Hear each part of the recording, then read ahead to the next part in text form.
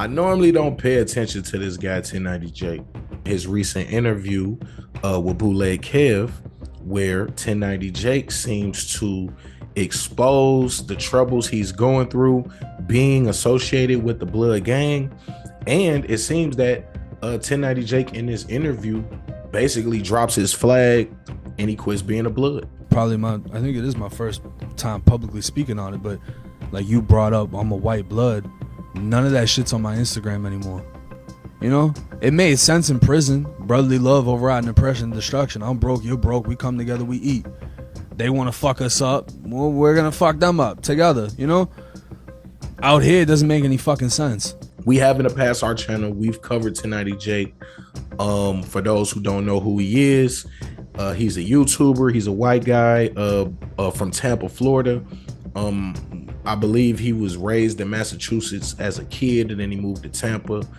He would go to jail in Tampa, Florida, where while in jail, he would begin claiming Bloods. He explains this in his interview with Bootleg Kev that at the time there was extreme gang violence on these decks in the jail, and he connected with the Bloods as a brotherhood for protection for himself from these violent encounters. White people aren't really a factor in Florida State Prison. So it's like if you're white, like obviously you're more in tune with the hip hop shit. Right.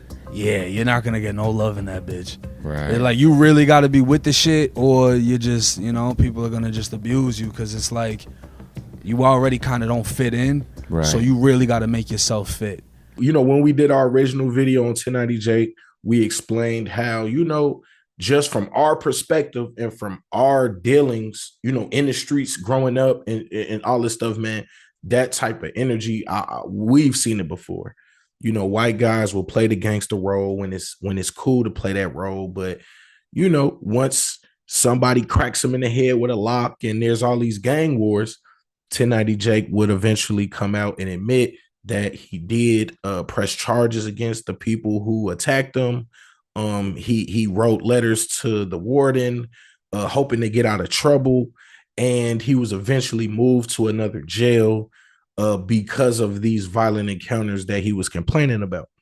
A lot of people said, yo, 1090 Jake snitched. We were one of those people. There were some other instances in his come up that we felt that were, you know, disingenuous to this gangbanger lifestyle that he was claiming that he lived. And we believe that by linking with the Bloods in jail, protecting his face and his and a lot of other things, because there's some stories about potentially men being attracted to him in the jail. So when it was beneficial to claim these blood gangs and rock with these guys and take pictures with these guys, when it was beneficial while in jail, he did it. And then when he came out of jail, and he continued to claim the blood gang, and he used it to create his platform on YouTube, it was also beneficial during his rise in the hip hop industry or the YouTube space, whatever.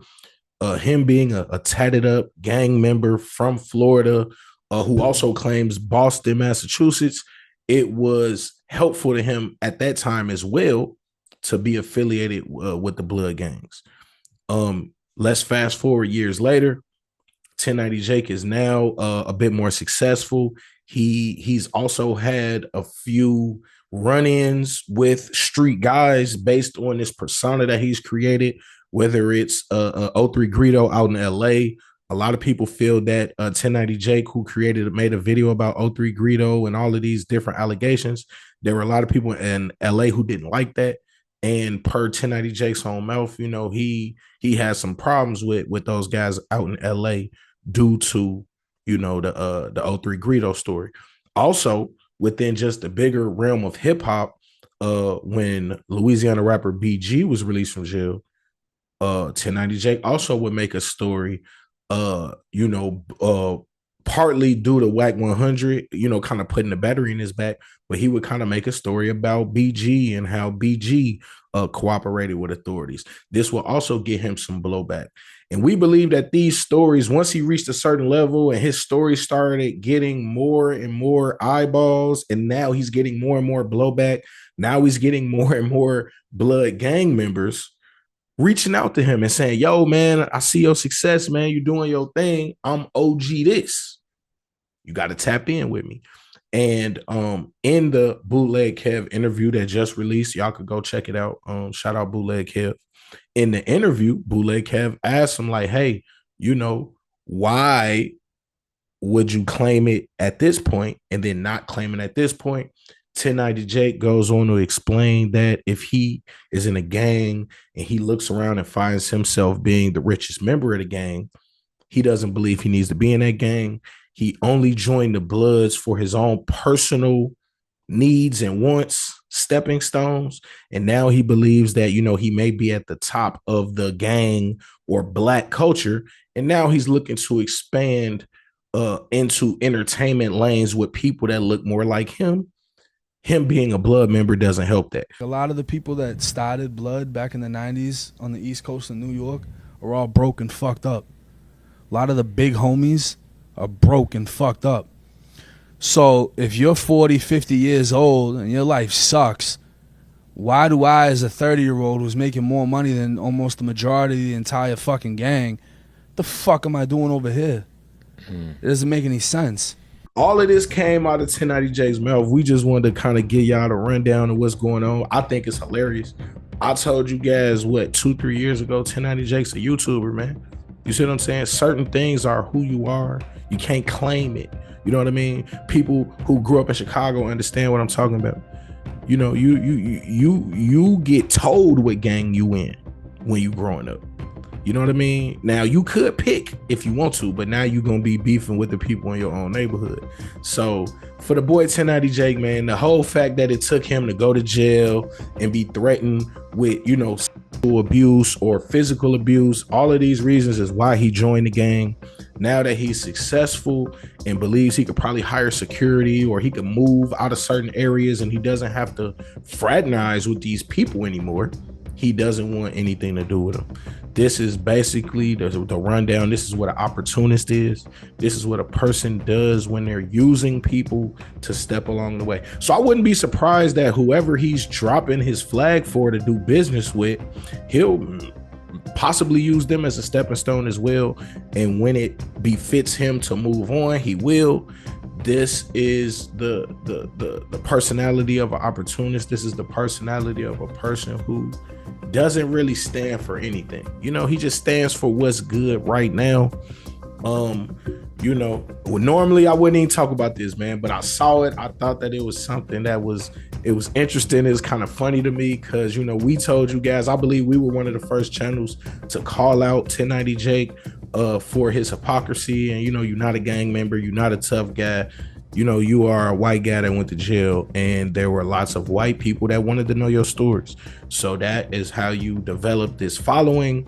The hip hop industry doesn't respect him, and he kind of sees that, and now he's trying to transition onto another path. So hey, man, I hope all the best for 1090 Jake, man. I just want the young people to know. I know the OGs, I know the real guys understand this, but I want the young people to know, man.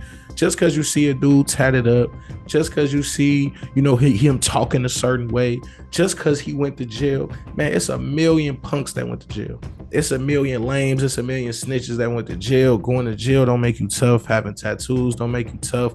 Claiming a gang don't make you tough, especially when things get tough and now you're no longer in the gang. So, hey, for people that's fans of 1090 Jake, man, we just wanted to go ahead and put that out there, man. The boy 1090 Jake, man, officially drops his blood flag. It will not help him moving forward and what he's trying to do with his career. And he believes that most of the blood OGs, he says this in the interview, most of the blood OGs are broke, they starving, and all they gonna do is be hitting him up for bread. He don't feel like he should have to do that, even though he did make his money by claiming their gang. So, hey, drop in the comments, man, what y'all think, man? Is 1090 Jake right for dropping his flag? Is this more hypocrisy, more lame, weird behavior where people are opportunists and they come and they be friends with you when it's cool, but then when it's not, they over there? Y'all let me know in the comments, man. I know what I think, but I want to hear what y'all think, man. And also too, man, shout out all the YouTubers, man, that's been on 1090J Gas. Like we said, we know we were the first people. A lot of people were mad at us for months after we dropped that video, and I would say within 3 to 4 months of us dropping our video, 1090 Jake addressed it on his channel, and he admitted, man, you know what I'm saying, he wrote some stuff to the warden, and he told on people, man, so that he could get out of trouble and he could get moved to a different jail, man. So y'all let me know what y'all think, man. Hey, it's your boy MSL Grapple, man. Street Certified News, the most reputable source for urban media, man. You know, as men, when we say we're going to do something, we're going to do it. And if I tell you I'm locked in with you for life, bro, I'm locked in with you for life. I'm not going to wait until things start getting better for me and getting worse for you to say, oh, man, for some reason, I don't think this is going to work out no more, because we all know what that is. Again, man, hey, it's your boy, MSL Grapple, man. Street Certified News.